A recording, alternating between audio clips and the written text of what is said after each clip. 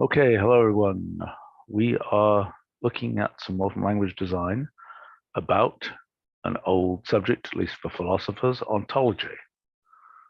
So let's take a look here. So this is about, we're talking about hierarchical entities, is that correct?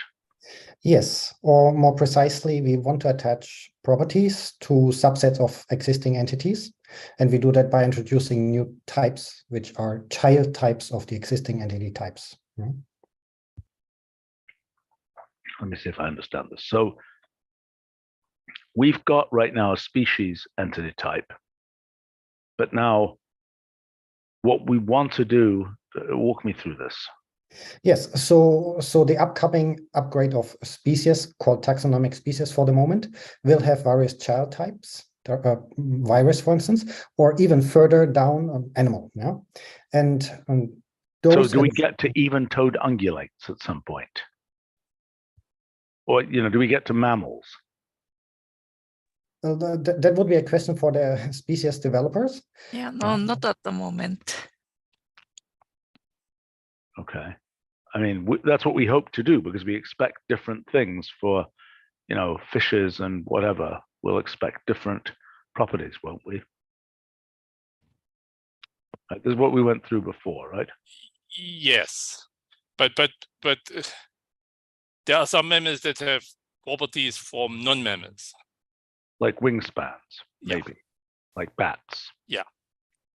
Okay. But I think that there are plenty of, I understand that point. We talked about that before. Yeah.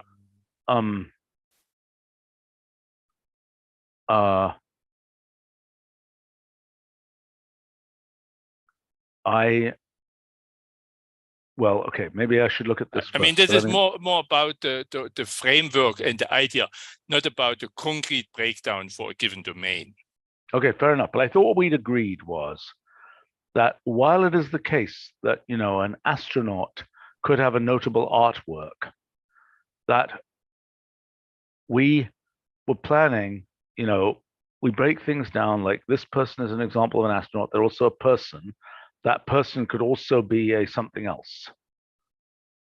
I don't know quite how to think about this because, a bat is not a bird. Right. But maybe a bat is a flyer. Yeah. Yeah. So the idea that we had last time was that we have two types of parent types of a given type. One is the entity source type, which is where the entities are coming from. And the meeting should be about this entity source type. And then we also proposed having additional parent types, which we call the property source types. Okay. Which are types which only give additional. That's a good idea. So in the case of the tree of life, the entity source type is basically the taxonomic tree. The taxonomic species. Yeah. No, but I mean by that then we do have mammals, we do have whatever, right? Mammals are part of of animals, animalia, whatever. We don't have a problem then with that, even though there are mammals with wings. Because then what you're saying is the property source type would be that a bat could get bird-like properties in some way. Am I making sense?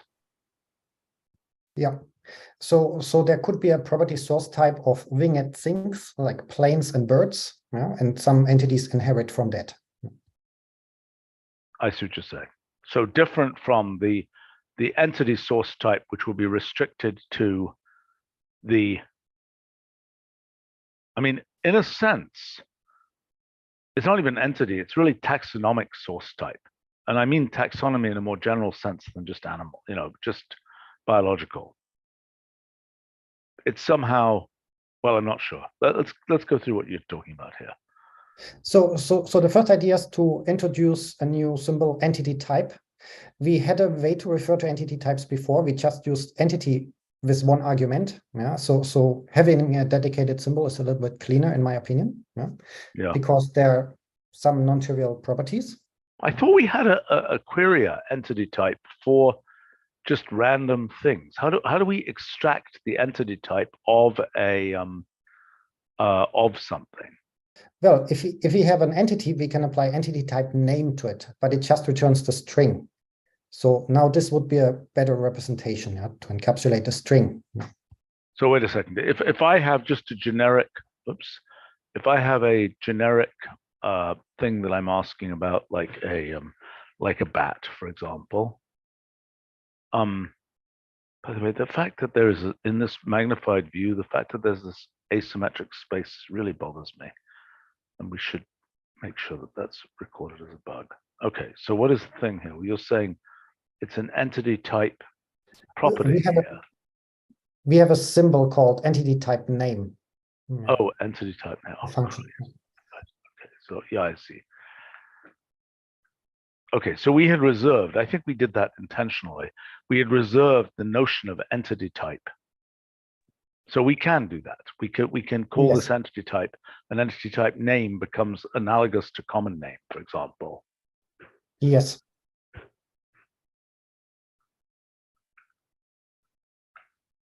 Okay. All right. Okay. So the entity type wrapper, and that gives this. Yeah. And then there's the question, how do we represent the child types? So if you want to hover over one of those entity types under vertex list, yeah, there you can see the input form. The idea is to have a sequence of rules that is basically scoping the animal under species. Yes. Well, but now I don't understand. Here we've got eukaryote goes to animal. Oh yeah, we've got eukaryote right here. I see. Why don't we not have prokaryote going to bacterium? And that's a species. That's a question from Keiko. Is Keiko here? No. Yeah, so there's no specific taxonomic rank. Yeah, above like bacteria, virus, archaea, other than top level organism. I understand, but a bacterium is a prokaryote. Yeah, that's right. But there's no like official taxonomic. I think it's called probably super kingdom rank, and there is nothing beyond that. Okay, so in other words, it's inconsistently done. Even though bacterium is a prokaryote, it's the only. It's not like this case where there are multiple. What's Animalia? What is that? What is it called? It's a kingdom, isn't it? The Animalia is a kingdom, and this is this a super kingdom here. That's right. Yeah. And so bacteria don't have a super kingdom, even though they are in fact prokaryotes, which could be their super kingdom, but it isn't identified that way. Is that a correct statement? So virus and so on, super kingdom categories. Oh, these virus is a super kingdom. Yeah. Yeah. Okay. All right. Fine. There's some biological twiddle here. Okay. All right. So let's keep going here. So this is. So this is also proposed typesetting for those entity types. I think it's quite nice.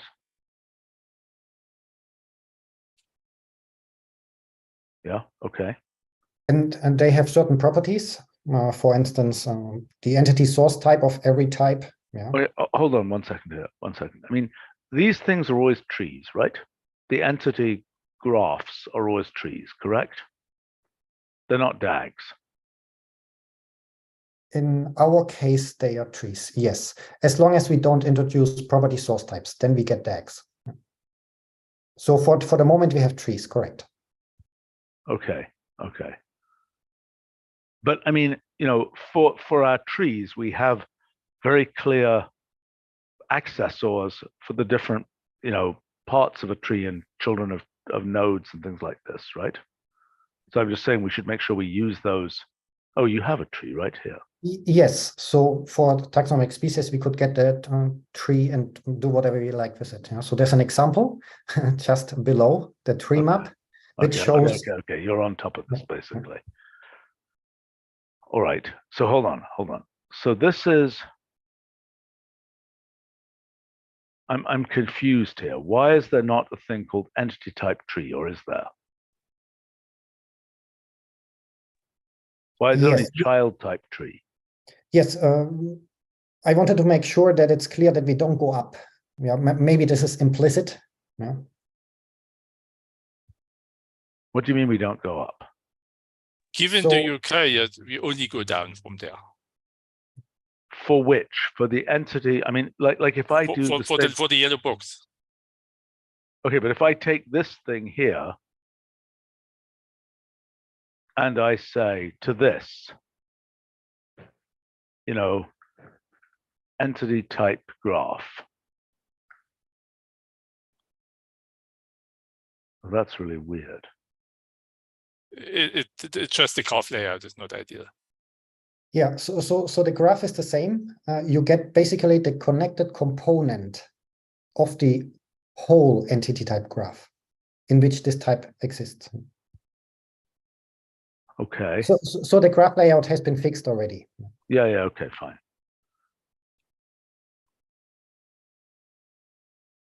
And just, I'm confused. I mean, these are standard names and these are common names here. Was that? Yeah, so this has been fixed. It's Okay, all right, propagating to production. Yeah. Yeah, okay. Okay, all right. So there's a graph, and the graph goes both up and down. And there's a tree that, for reasons you're perhaps going to explain, only goes down. Is that correct? Yes. So we omit the property source types when we have them in the future, or if we have them in the future. So it's clear that we only go down.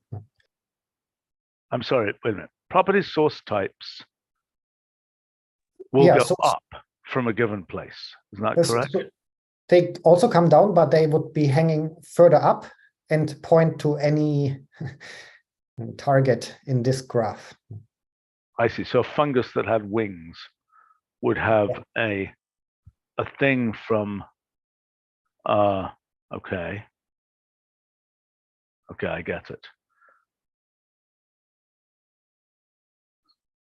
So I mean, the canonicalization of the property source types is non-trivial. I mean, like, for example, how many property source types do we think we'll have for species? 100? I think there's fewer. Okay. And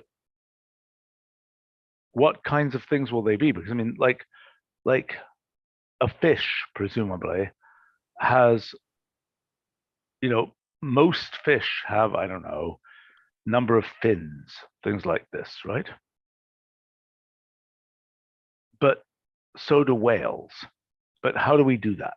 Because mostly that's a fish property. And we don't want to extract from fish and make them, you know, make their fins have to come from some finned thing property bucket. Does that make sense? Yeah. But somehow we want to inherit from fish. I mean, the best thing, it seems to me, is there's a thing that's usually an attribute of fish, but in fact, we want to inherit it for cetaceans.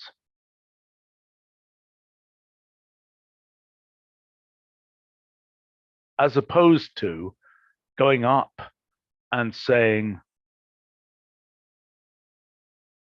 I mean, I just think that otherwise we're going to have an untethered, you know, craziness of, you know, oh, because of the platypus. Okay, look, here's the case. Here's why this can't work. Okay, in, you know, darkest wherever, Peru, whatever, you know, there is discovered the new species of whatever it is of mammal that in fact has, I don't know what, you know, it doesn't lay eggs, it does, I don't know what, it has some crazy property, right? And then we say, oh my gosh, we can't have the gestation period for mammals because look, there's a mammal just been discovered that has, you know, I'll give you another example, better example perhaps. Let's say we have a notion of, I don't know, multiplicity of star systems or something. And then suddenly something is discovered, which is some continuous swirling, you know, thing that doesn't have a a multiplicity. We can't now blow up everything in that entity type and say, oh, that has to come from some super entity type. Is this making sense? Yeah, I see what you mean. Right? And so I think it's much better to just say that we essentially, because that is what commonly people do, is they foreign inherit a fish notion for whales and things. Right? We borrow a property from an entity type that didn't naturally have it. Comments?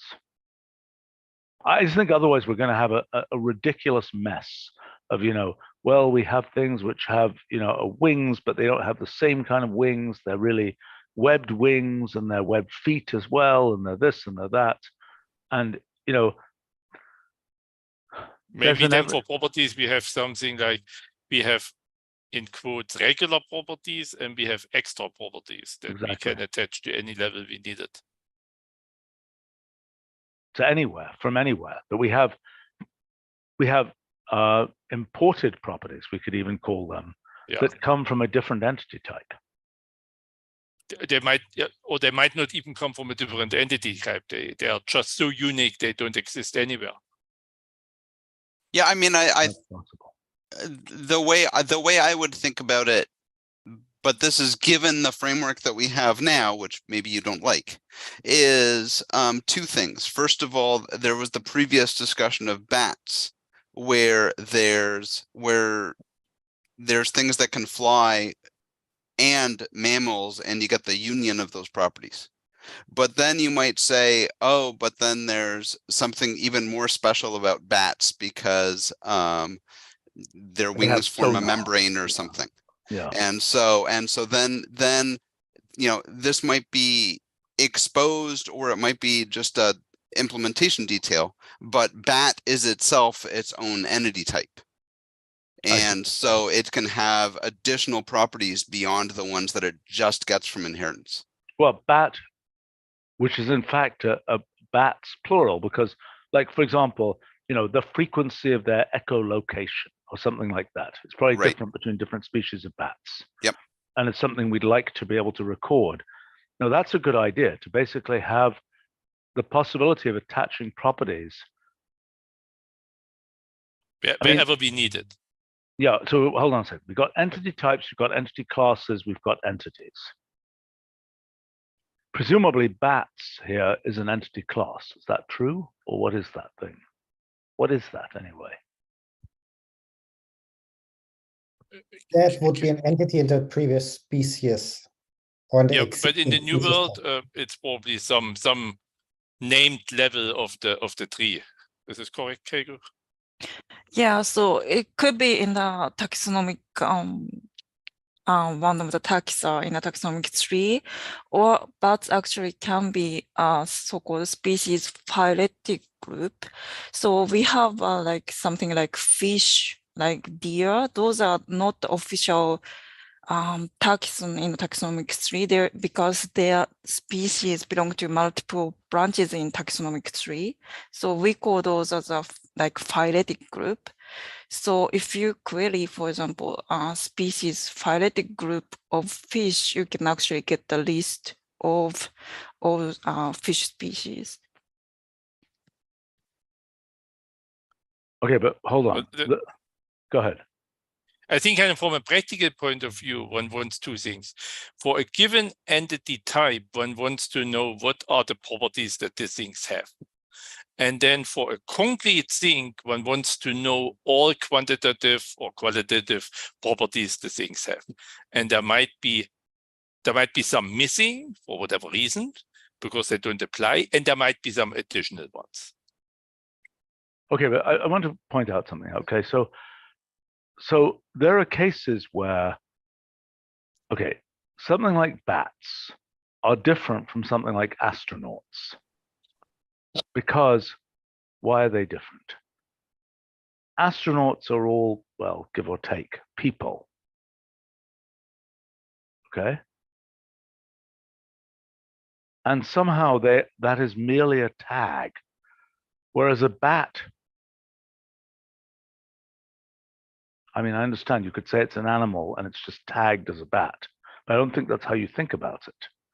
The most important quality of the thing is that it's a bat. I feel like this is a slippery slope, because like I see your point for astronauts, but maybe use a different properties of humans, say they are of a certain skin color, they are of a certain height, and then we come nearer in the example to this, but I still think we shouldn't do it this way. Well, okay, but there's a look. I guess one point about it is one difference is if you're a bat, you're never going to become a frog. Whereas if you're an astronaut, you could become a painter. Now, you might argue that, you know, there are attributes of people that you can't change. You know, and there are DNA attributes of other things you can't change, like stars, like becomes a supergiant, becomes a dwarf, whatever. Sorry, what do you mean? You mean it can the star which is currently tagged as a red giant? Yeah. Will one day Yes. become a neutron star? Yeah. It's a different time scale, but the problem is still there.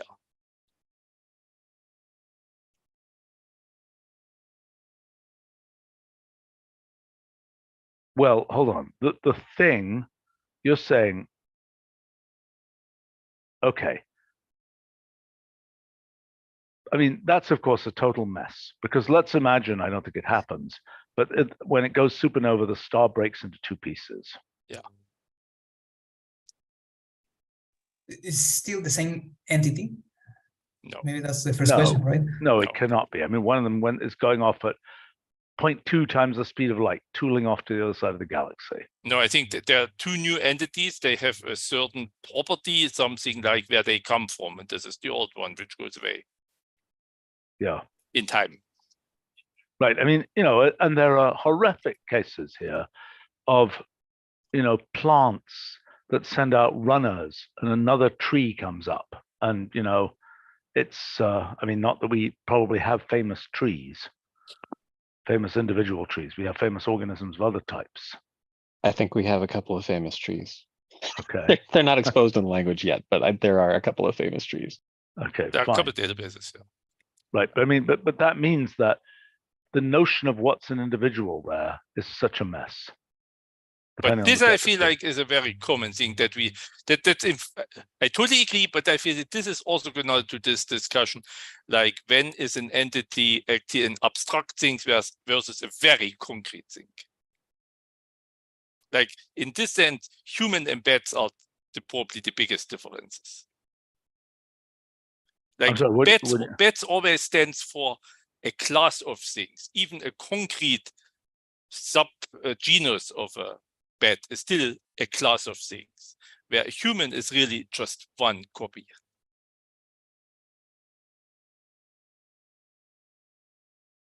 Well, so people say, what about the Neanderthals?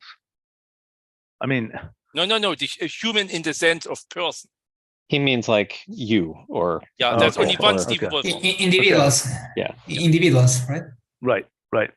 Yeah, this is I the was same just for working on a this. few other entity types. I was just working on this actually in my post-Aristotelian efforts of, yes, I mean, there are singulars like that. There are named singular things like that. And then there are things which are categories of thing. And I agree, those are different. This is not represented in the ontology, I feel like, right now at all. Which we're talking about. If it's one concrete item or a class of things. Right. Well, so I suspect we're going to need that. In other words, it's a singular. It is the Eiffel Tower. Right. It's not. As opposed maybe relatively straightforward, because virtually all entity types that right now within the type, all entities of this type are either singular ones or they are classes. I agree. So, I mean, if it's suspension bridges or something, there can be, the Golden Gate Bridge, that's a singular. There's also, a bat named Fred or something is a singular, which happens to be, so I think there are these notions. And then, by the way, to extend that notion, there's also something like tungsten. I was which is just going to say this, yes. Right, that's a third case. There are actually 5 cases, as I recall, that I could identify, because those are of concrete kinds of things. They're also abstract kinds of things. Am I making sense? That let's see, I think I could pull this up. 1 second here.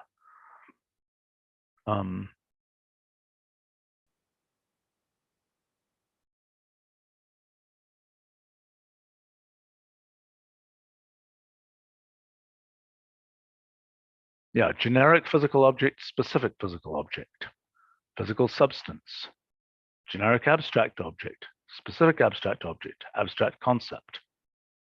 I believe those are the cases. So like a generic abstract object is something like a story or a task. A specific abstract object would be something like the number 7. And an abstract concept is something like heat or time. So we've got generic physical object, specific physical object, physical substance. Physical substance being these things which are, extensible, where we are dealing with the aggregate of the thing. Actually, I do think about, a field of sunflowers.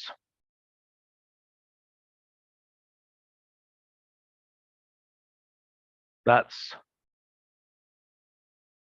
a weird case because, well, you're also,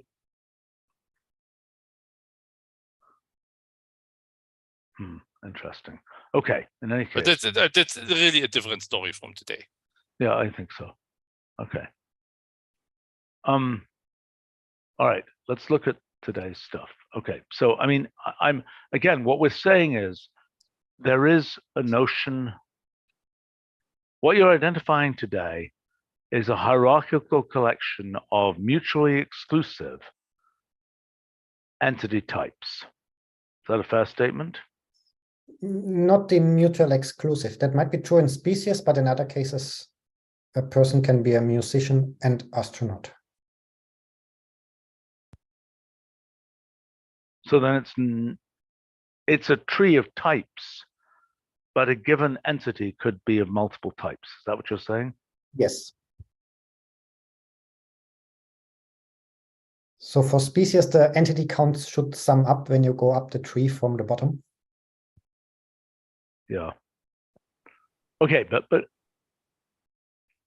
I'm sorry, I'm looping back on this thing again about how to deal with properties. I mean, we have both linguistics and, okay, so, my general view of how this is going to work. And as I've been starting to think about this kind of post-Aristotelian stuff, what we're going to end up with are small calculi of things. That is,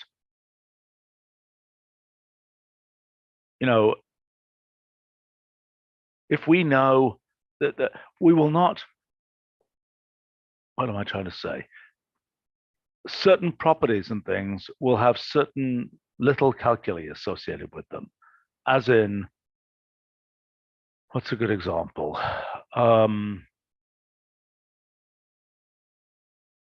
You'll be able to deduce things from one property or from a combination of 2 properties. If the thing has a trivial thing, okay? If the thing is a live birth animal, it'll have a gestation period. See what I'm saying? Yeah. Mm-hmm. Yeah. And that's basically what we saw very clearly in the topological spaces, where we have so many properties, and if this 3, then a certain other one follows. Yes. Now, I mean, it will be good to get examples of other. I mean, there are other calculi. For example, a building can't be destroyed before it was created, for instance. Probably. Maybe that isn't even true. Is this really a calculus, or is this just a set of restrictions on the property values. I think it's a calculus because I think there are much more complicated cases. In other words, those are the cases that are kind of trivial. But I think in the end, there are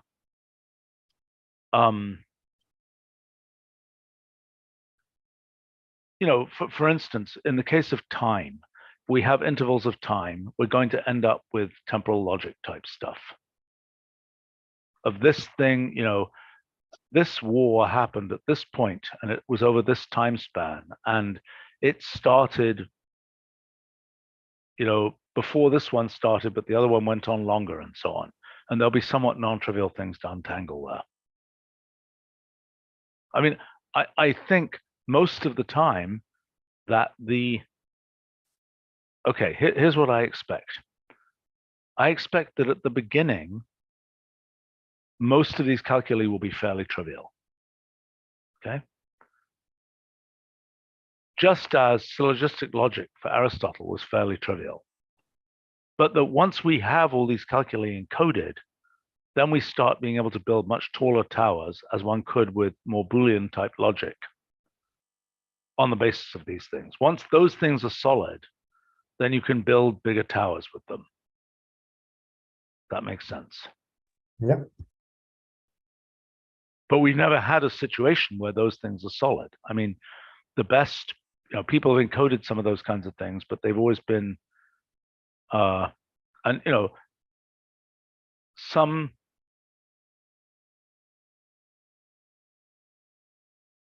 I mean, the issue is what things will be robustly true about the world in the same kind of way that logical inference is true about the world.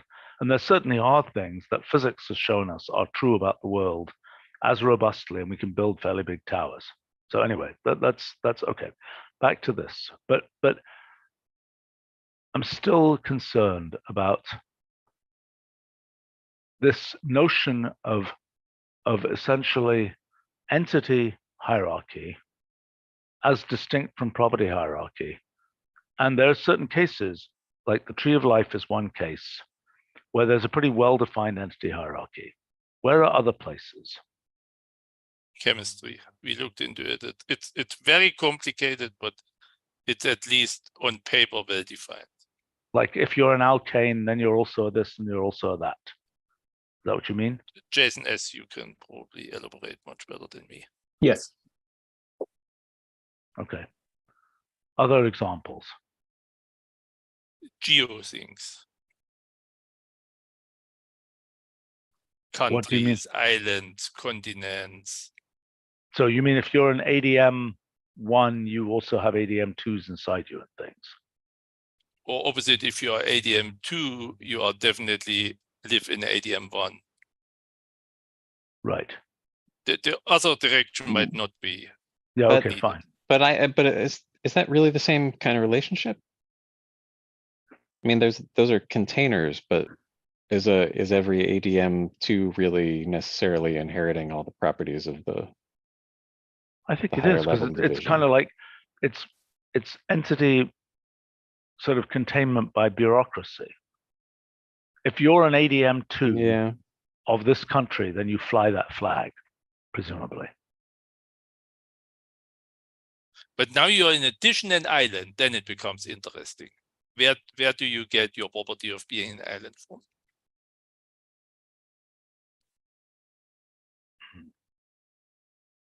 Not from that hierarchy. I mean, that's Agreed, a property agreed, inheritance. agreed. Yeah. I mean, just like you get your property of being winged, not from being a mammal. So, I mean, that's why I am not so convinced about this property hierarchy. That's why I think that should be maybe a little bit looser. Right. I don't think it's going to be like what Jeremy said.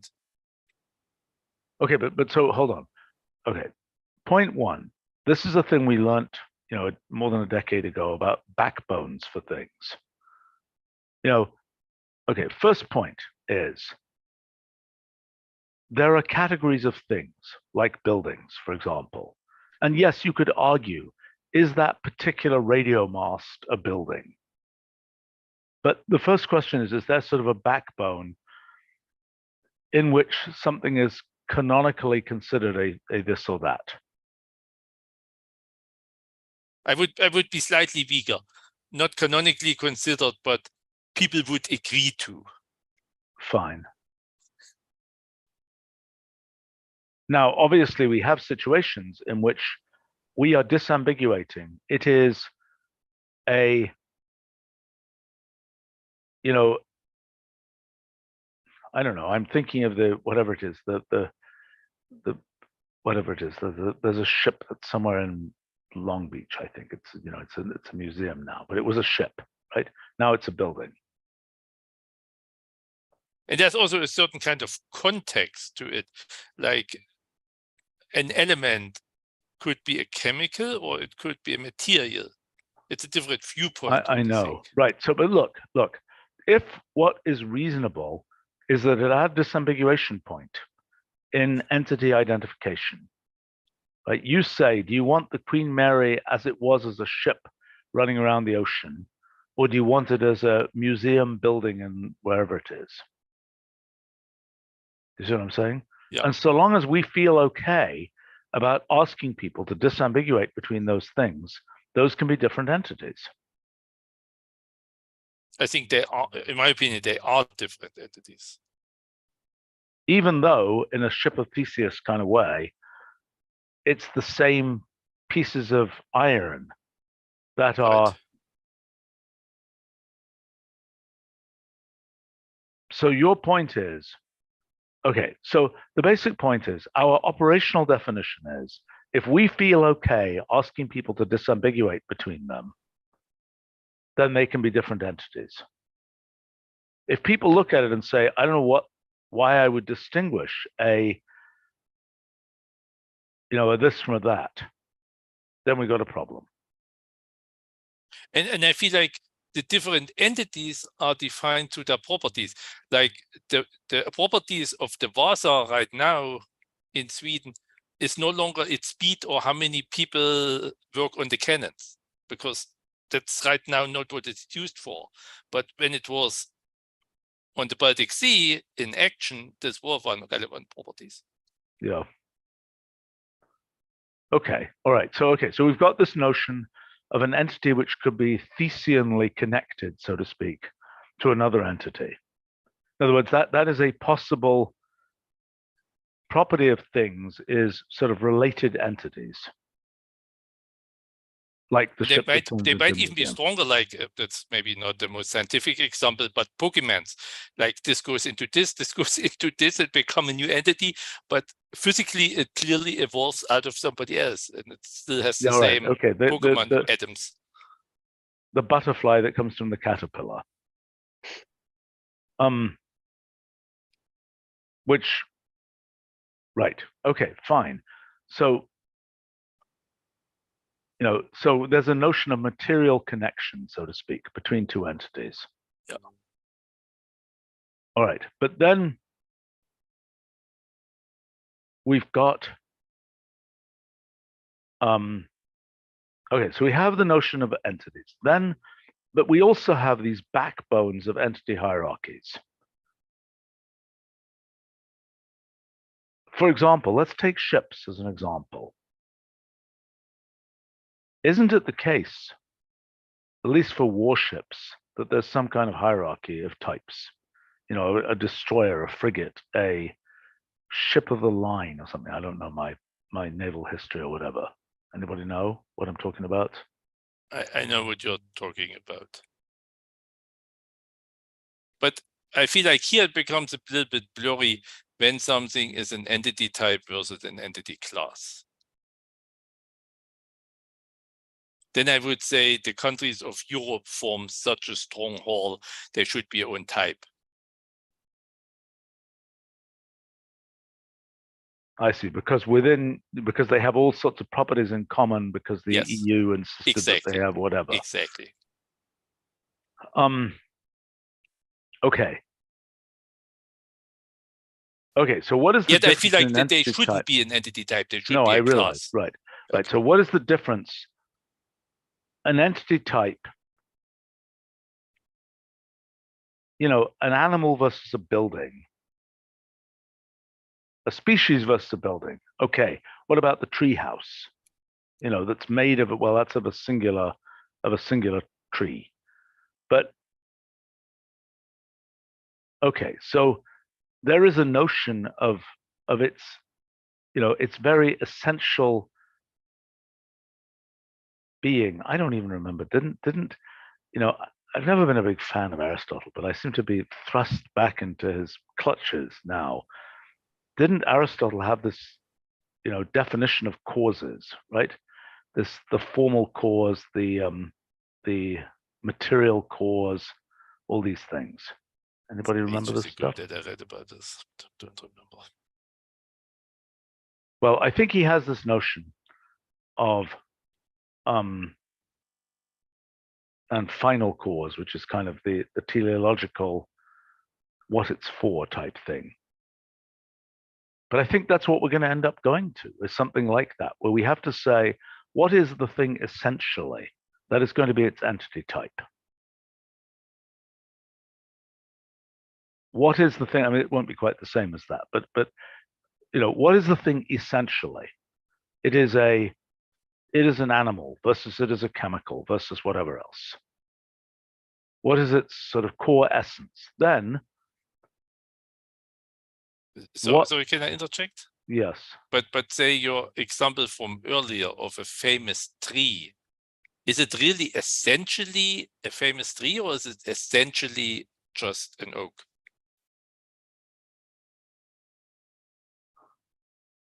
Okay, so what we're doing there is we're crossing the singulars versus generics. Right.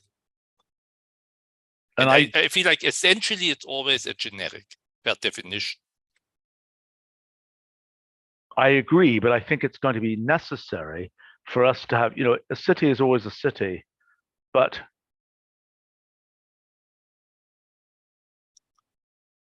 I think it's okay. Well, we may yet be burnt by this, but the notion of an animal versus a famous animal versus a notable animal, I would argue that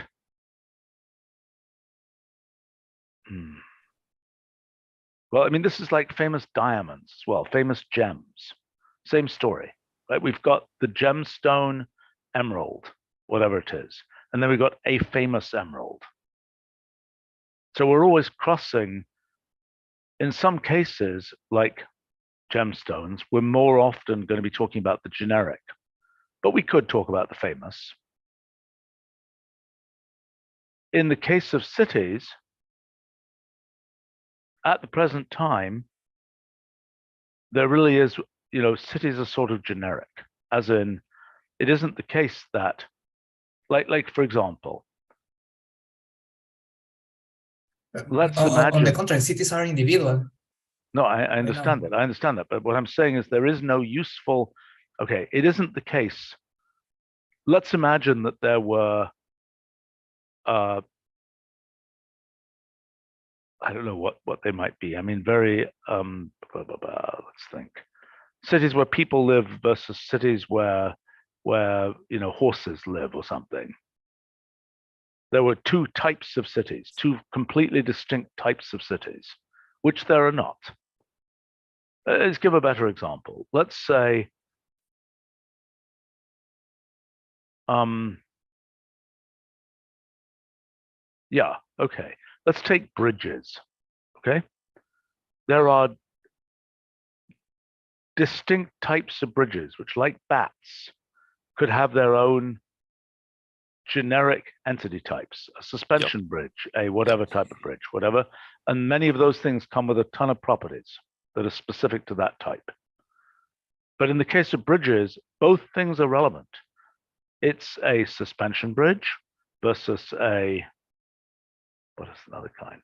Pylon bridge. I don't know what they're called. What are they called? Help. I know what you mean.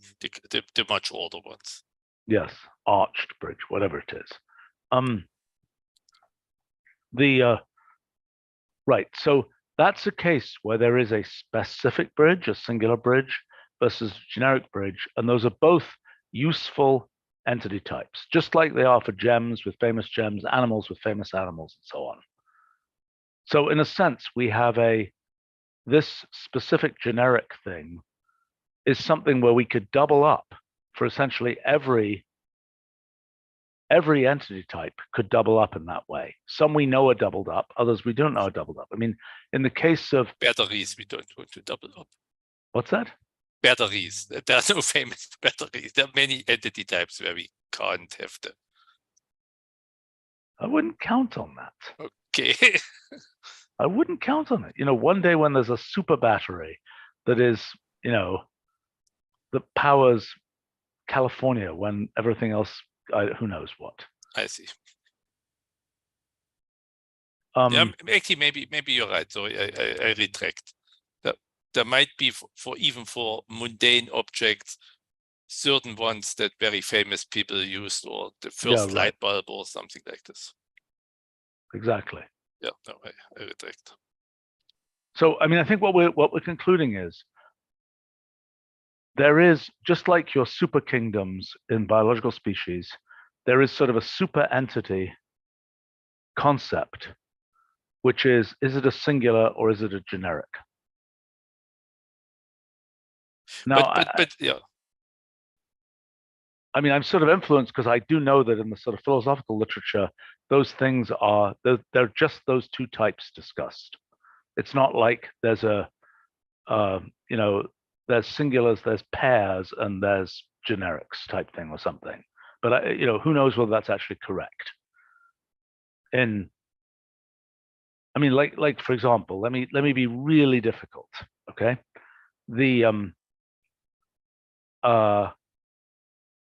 let's say we've got some ducklings, and there's there's 7 ducklings. I'm sure there's a Disney thing with that or something. And the generic of the 7 ducklings, not generic, it isn't generic.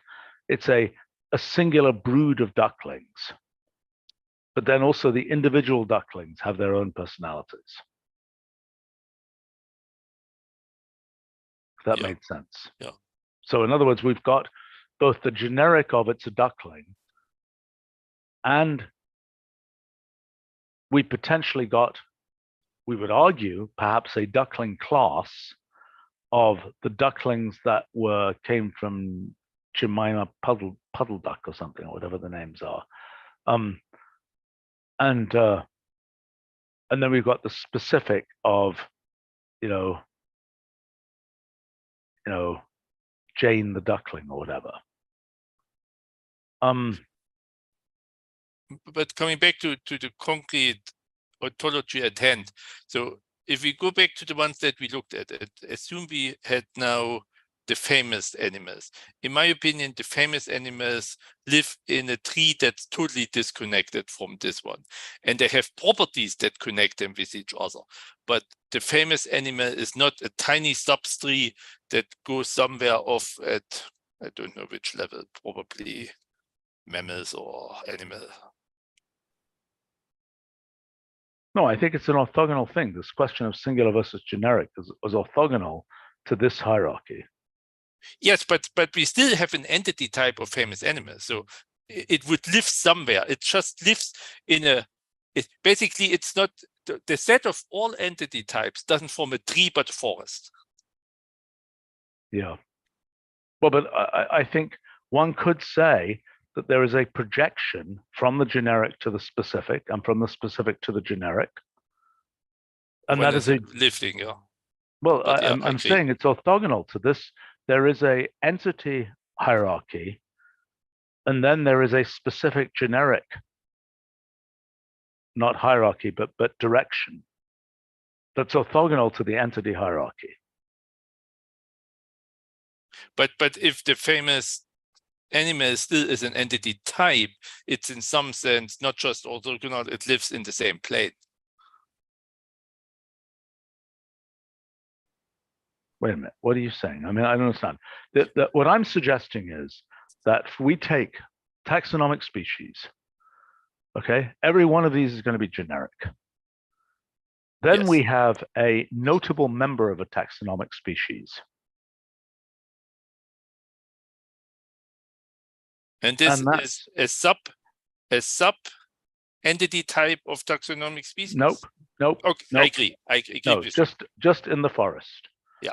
And connected by a particular property connection that is the specification of, specialization, the singularization of that versus the genericization of that.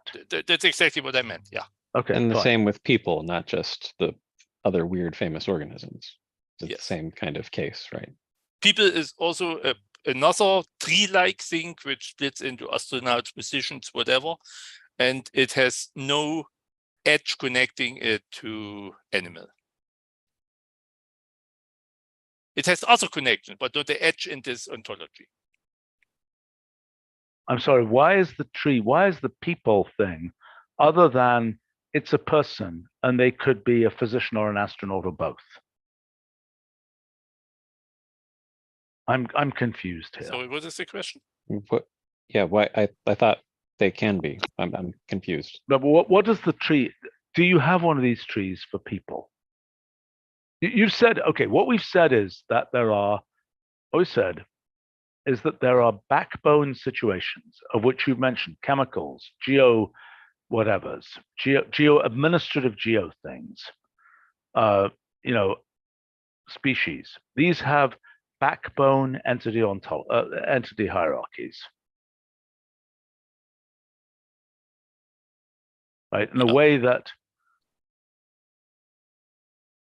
perhaps bridges do not have a backbone.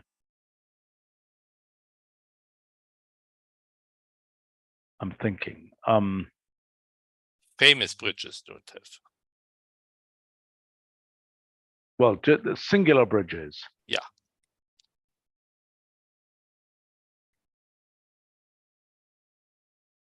Right. Do any singular? Yes. In the geo case, those things are singulars, right? Yeah. And they have a hierarchy. But And in fact, that's that because we don't have the generic, what? right? So we don't have a concept like urban place as entity, which could be a city, a town, But etc. we could have a concept of lakes. There are surely different kinds of lakes. Yeah. But we could have that, but it will be completely separated Correct. from the singulars have their own hierarchy, and it's defined by, who collects taxes in this place versus that place, and so on and so on and so on. It's an administrative type thing. Yeah. That's completely separate from whether it is a, whether it's a habitat of, whatever they're called. Oh my gosh, what are those things called? The zones. I don't know what they are. The plant growth zones. Yeah, right. Whatever it is, whether it's a completely separate thing. It has its own hierarchy, which is defined administratively, so to speak, as opposed to defined. It isn't the case that the breaking of the tree of life is administrative. The breaking of the tree of life is sort of morphological and genetic. It is by its nature rather than by how it, I don't know. That's a funny distinction. But okay, but let's. But there's anyway a convention in all these concepts. Yeah, but I'm saying there are cases where there is a clear conventional entity hierarchy. Okay, those places are worth us modeling in effect. Then there are places where we'd have to make it up, which I think are different. Now, in the places where there's an entity hierarchy, there are also entity classes. And I would have thought that an entity class could simply be a collection of entities, independent of, and from the same type. What's that? All of the same type, yes. Okay, just making sure. But I don't think that there is a hierarchy within entity classes. I don't think there needs to be that concept. I think that, and here's why, because we're dealing with finite set theory by the time we're dealing with entity classes. It's like an entity class is this and this and this. It's the countries in the EU, and it's the countries in the World Health Organization, or whatever else. Maybe not quite as easy because we have implicit entity classes. Like, you mean like countries? Elements with a density less than 10 grams per cubic centimeter are clearly a subclass of all with a density less than 15 grams per cubic centimeter. Okay, it's a toy example, but no, I understand that. But my whole point is, any entity class, explicit or implicit, is resolvable to a finite set of entities. Is that a true statement? Yes. So then all of the set theoretic, finite set theoretic kinds of things can be done. And we can, it might be as an efficiency hack, we might do it differently, but conceptually, an entity class is simply a finite set of entities. As long as we don't introduce the integers as entities, we are in safe grounds. What about chemicals? Large but finite. That's exactly what we distinguished several years ago when we invented molecule. The molecule is the analog of integer, but chemical is the somebody cared enough about it to give it a name type thing. Yes. And that's similar to this pile of, this outgrowth of rock is notable enough that somebody called it a mountain, as opposed to it is just a geofeature of the Earth. So I think that's pretty reasonable. In other words, the question, in a sense, so a claim I would make is, any entity that should be identified as an entity must have a name. If it doesn't have a name, it doesn't count as an entity, I would claim. So in other words,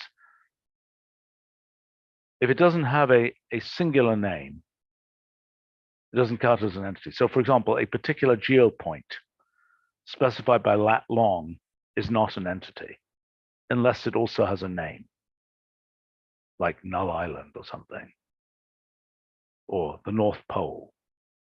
Does that make sense to people? Yeah. I would say reluctantly, yes. I think for our entities in the system, yes. For entities, say, that are in custom entity stores, say all the traffic signs in a city, they're still finite, they don't have a name, yet they are still individual entities. Interesting point. Let's consider that for a second. Okay? So they might have some kind of ID anyway, right? Which will be the standard name, finally. Yeah, they presumably would have an ID. In a database, they'll end up having an ID. Yeah. All right, so it's the tagged wolves, so to speak. Yeah, exactly. Maybe I took the word name a little bit too literal. Right, they have an identifier as opposed to things whose only, okay, when we say an identifier, it's like a UUID. You pluck it out of the bucket of a large number of identifiers and hand it to this thing, as opposed to it is essentially found from a coordinate system or something. Yeah. Okay, here's a sort of an operational definition. The name has a certain arbitrariness to it. It is not a name that is given because it is utterly systematic. I don't know, it reminds me of, King Henry XVIII or something, who is given, even then, there's some arbitrariness to it. It was assigned that ID it was not assigned the ID because it was at this geolocation. It was assigned the ID because that was the next ID that came up.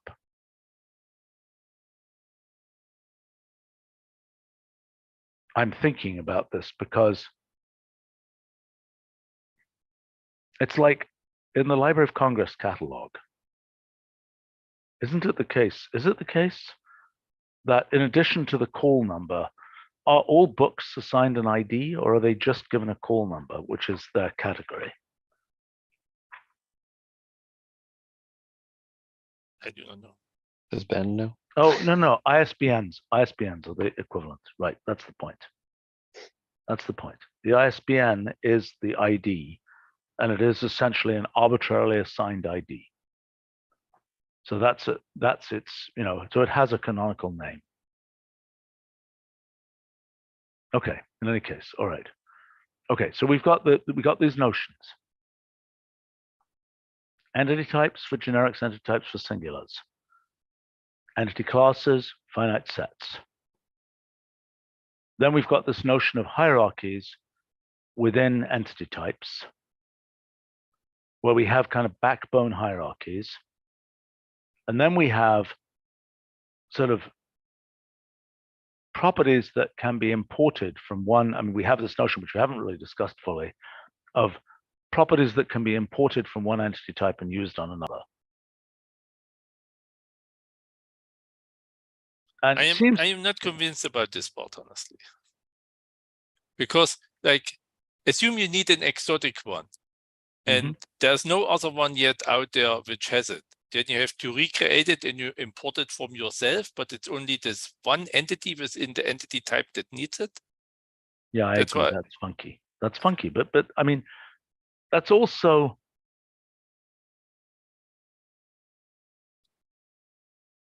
well. That's why I still think there are these generic ones and special ones. Generic in what sense? That a little bit arbitrary, the vast majority of entities in this entity type has a concrete value for this property. That's fine. Then we know those are the properties associated with that entity. That's what we've discussed before. Exactly. But then there are other properties that can just be, that of course must be kept track and normalized as much as possible, but they don't have to be coming from somewhere else.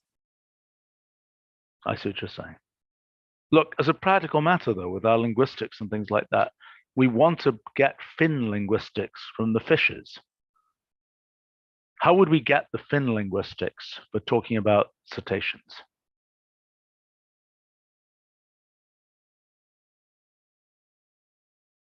Certainly, in our human way of talking about it, we're going to use fish linguistics to talk about whales. Yes.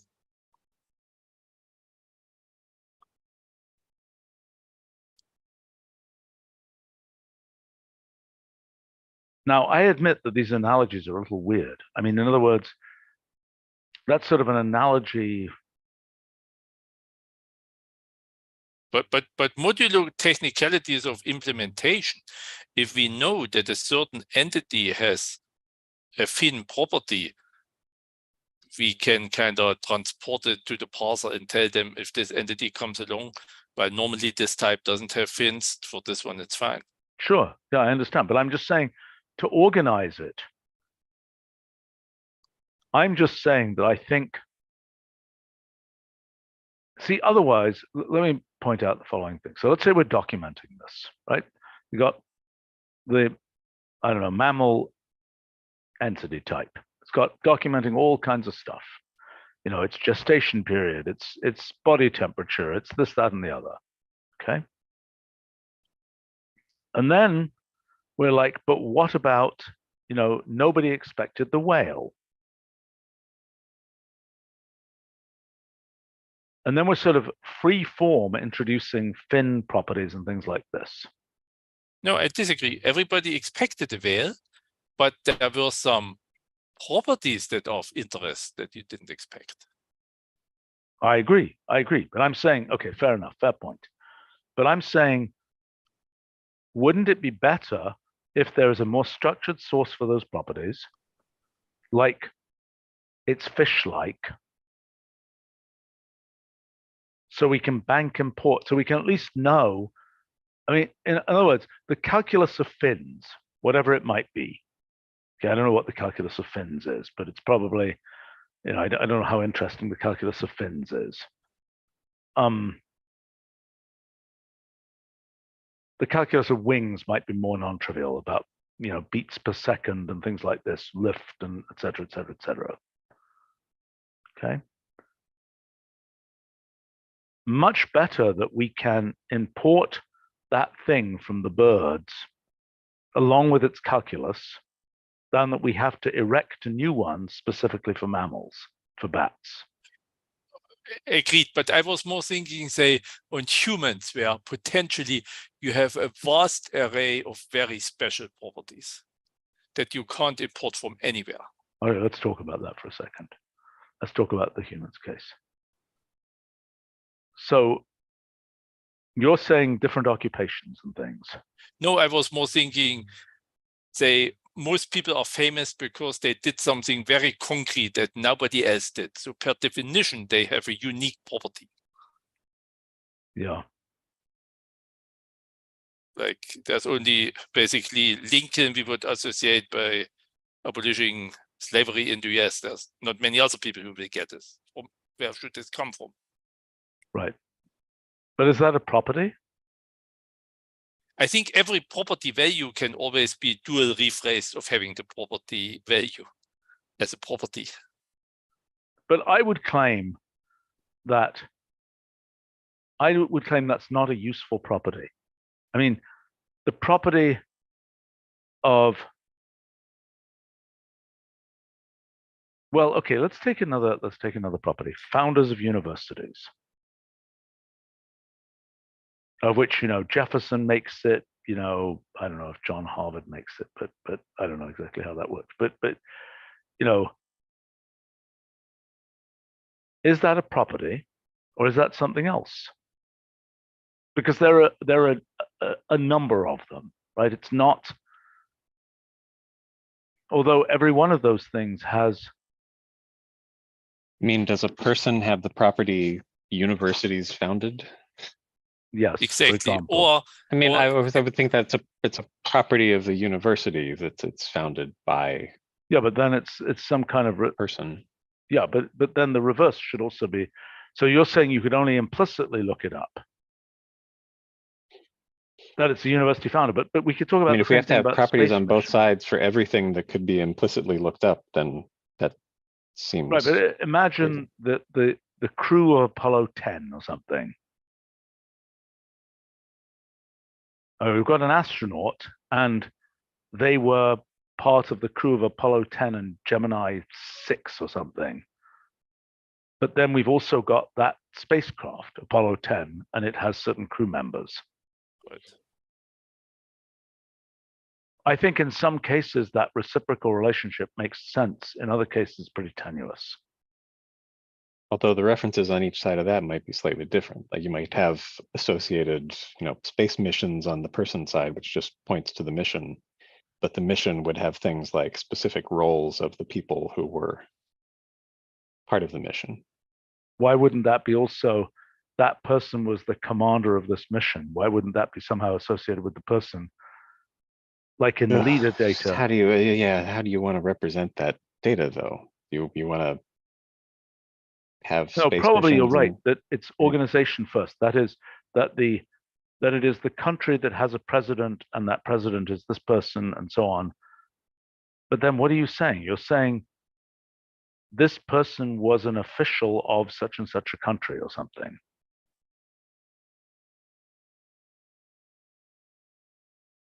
And then if you want to know what official, you have to go back and implicitly figure that out from the country.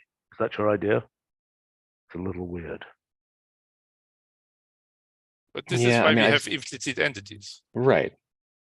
I mean, there are, you can try to hang all of the different attributes and details on both sides, but I'm just not sure that makes sense. Yeah, I'm not sure it makes sense. But I mean, and then maybe there's a canonical side for certain things. But okay, let's go back to the people example. So what are you saying here? You're saying there is a. Yeah, I'm not saying it's a practical thing, but theoretically, I could imagine that all the things people are famous for is a property rather than a property value of what am I being famous for. Okay, I think that's hopeless. In other words, I think the only things that should be proper, remember that our primary structure is entity property value. Right. And So, value for can be example, Boolean. universities founded nothing. Universities founded 3, different universities. Saying, there are properties whose values are Boolean.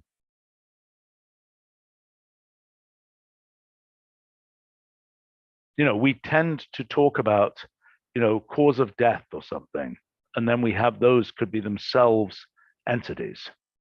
I think we don't have a disagreement, and I totally agree with you that when there are certain sets of properties in one domain that apply to reasonable subsets of another entity type, we should of course bulk transplant them. But there will always be single cases that we must take from somewhere else. Properties. Okay, I understand. So your point is there is, let's take, I don't know, the boroughs of New York,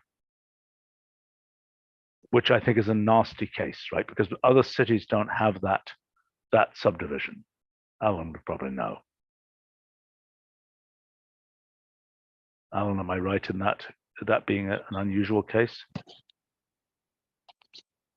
I am not certain it's unique, but it is definitely problematic.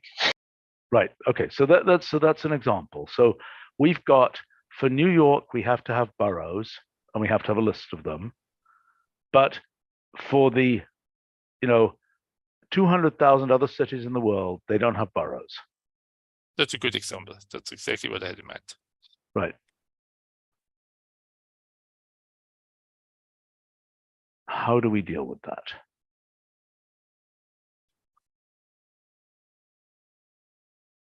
I personally wouldn't have a problem if basically there are generic properties and properties that only apply to certain things. Okay, so then the concept would be within the city entity type, there is a list of properties that are the generic properties that we expect that most cities will have, a population, a location, those kinds of things, right? And then we might have this bucket of special properties that we expect to apply to only a small subset of these entities. And you could look up the whole bucket of all special properties, which would include the boroughs for that case. It would include the strange yurt city that moves from one place to another during the year or something. Those kinds of things. I mean, that's a little bit like you have a manifold. You have a three-dimensional manifold in R6. You can always embed it into some Euclidean by Whitney's embedding theorem in some sufficiently high Euclidean. It's just relatively pointless. So we could always pad the generic ones with all the specific ones and then have missing not applicable, but it's pointless. No, I know. But yeah, but why wouldn't we instead just introduce a subtype, right? Just extend the tree and have cities with boroughs. Because I think that's going to be a mess, because I think it might have boroughs and it might be a yurt city that moves every season. And there's no reason to think. So in other words, what would be a property, a meta property of an entity would be what properties it has. Exactly. And it would then have its general properties and its special properties. I think that's a pretty good solution, actually. And kind of like right now, you can use properties and ask for properties of entity type. You get a generic one. You can use properties for a concrete one, and we can then in the future return the union of generic and specials. Yeah. I think this is reasonable. I mean, I just want to emphasize. Jeremy has some objection. Yeah, I'm thinking about how things are implemented now, and this seems like a complete explosion on the database side. Okay, that's a different thing, how the database tables work. I understand that's an issue. What I would recommend for that, I don't know what I would recommend. Subtables are a possibility. Subtables for every special, in other words, that each one of the, it has some kind of foreign key mechanism, and each entity points to certain sub-databases that are databases for every special property. And well, but that's what we do now by saying that we have the that we have cities with boroughs, and you have the option of saying that anything can have boroughs, or you can insist that it's only cities that have boroughs. Okay, I think this is a separate. I don't think this is a big. You know, I see the issue, but I don't think it's a huge problem. But I think it's not relevant to what we're talking about here. I think we've got bigger philosophical problems to solve, and the question of how we deal with foreign keys in the database and things seems small compared to this. I think we, you know, okay, a meta comment about the whole thing. You know, this is something for which we are trying to model the world, and the world is not, it's never going to have perfection. We're going to end up with things which are compromises. And I think this idea of backbones of entity types together with, well, now, wait a minute, is an astronaut as opposed to a painter, are those entity types? Yes. They would be child type of person. Exactly. But they're not hierarchical. No, they're not. It's That's a mess. And the point is that something every person is a person, and then they can also be one or more of any. I don't think that's going to work. I don't think it's going to work. I think that there are entities where there's a strict hierarchy of entity types. That works too. I know, that's one case. But the case where of people, where the person is both an astronaut and a painter, isn't, you know, we're not going to say they have a primary entity type. That's a disaster. So I'm not understanding how we deal with that. So that's actually the design if you want to continue the notebook a bit. Yeah. So there where you see entities, it has a new special property called entity type list, where you can see all the types an entity is participating in. Yeah? And it can be different for every entity. Yeah? And because of that, every entity can have a different list of properties. So you're saying a given entity can have multiple entity types. Yes. Which was one of the things you originally wanted with this project. Yeah. That will be similar to have this concept of property buckets, right? Somehow. Say that again. What? This concept of having different properties attached to each entity, different groups or buckets of properties. Yes. Per definition, the ones that are inherited from the given entity model type. Sorry, I got yes. distracted by something. Could you say that again, please? So Francisco was saying that a given entity that belongs to multiple entity types, the properties come naturally grouped from the inheritance from the types where they come from. Yes.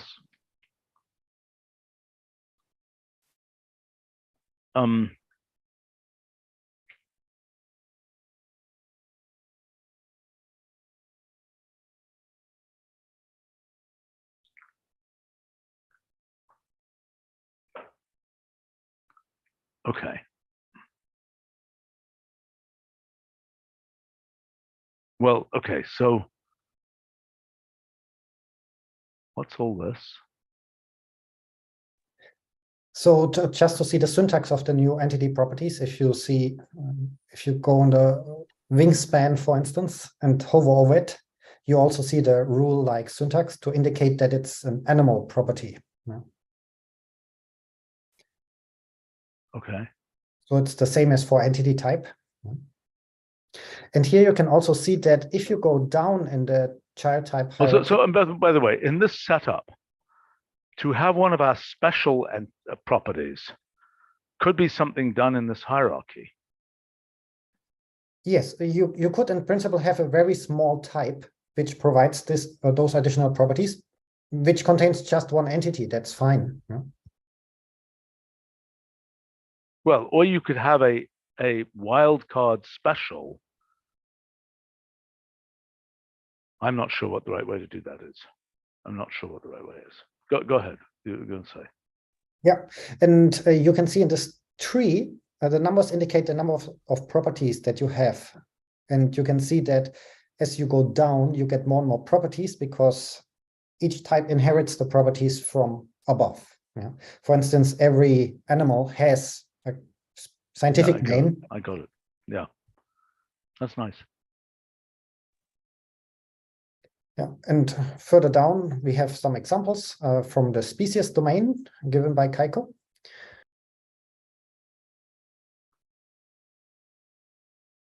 So it's just showing that the new species, the new ontology feature is showing off. So it's really powerful what can be done. Yeah. Because the properties for animal don't mix into viruses and vice versa. By the way, that should be formatted a little bit differently, I think. So the gray comments, this is the so-called sub-label. Yeah, it should be just smaller, I think. Okay. That's a very interesting case of a calculus, the calculus of who eats who. Good example of where there's a slightly non-trivial calculation that could be done. Right, I'm just trying to understand. I'm telling you, the thing we're going to find, which is the generic story of Wolfram Alpha, is, you know, we're going to find these small calculi, and eventually they will merge together into bigger things. Anyway, that's just a minor point. Okay, so what? I mean, predators. Clearly, it's only a carnivorous thing that is a predator, presumably. But we're not. We think enough creatures are carnivores that it's okay to have a what does it eat? What species does it eat, so to speak, as a generic property? That makes sense? Yeah.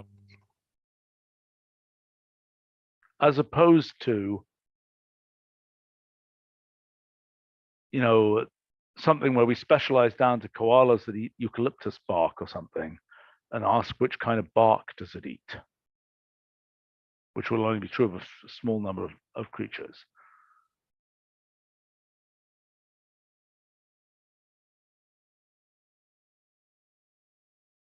That's cool.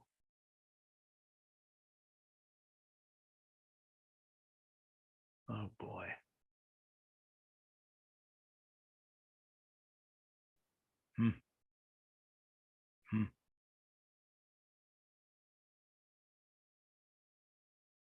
Maximum speed in the air, maximum speed running along like an ostrich or something.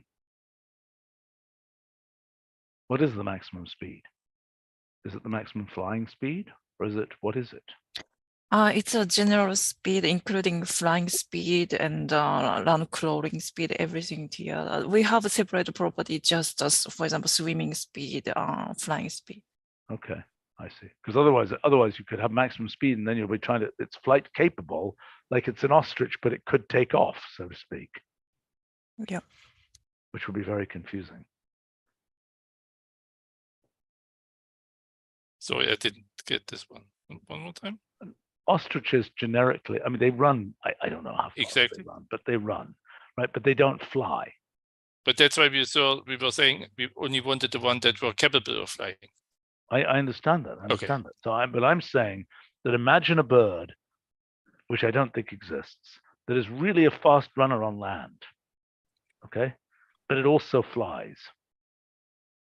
And you see its maximum speed, 20 miles an hour. I And see. you have no idea I whether see it what you mean. I see what you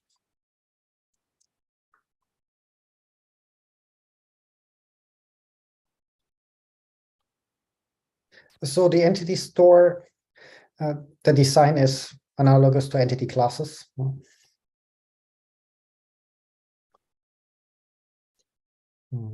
I don't So- think we've finished this discussion. I mean, Yeah. okay, go ahead. So this is a new proposal, so this can be nested. So what exists or what has existed till now is that we can have entities, properties, entity classes, and so on for each type. And now a new entry comes along called entity Entity type. types. Mhm. Yeah. So it's just parallel to all the others. Yeah, and you can nest them. Under musician, you could have a piano player and so on. Yeah.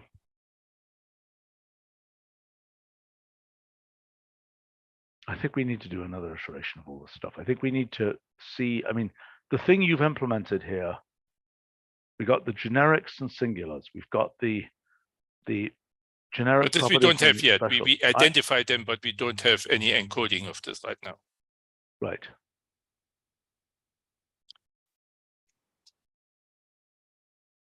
All right. I think we need to wrap here. We've done our real-time philosophy for the day. Okay, I asked for another follow-up meeting. Yeah, please. This was good, guys. This is good. I mean, real progress. Thank you. I'm glad Thank you. Tony is back and doing this. As okay, so thanks and see you Thank another you. time. Thanks. Bye for now.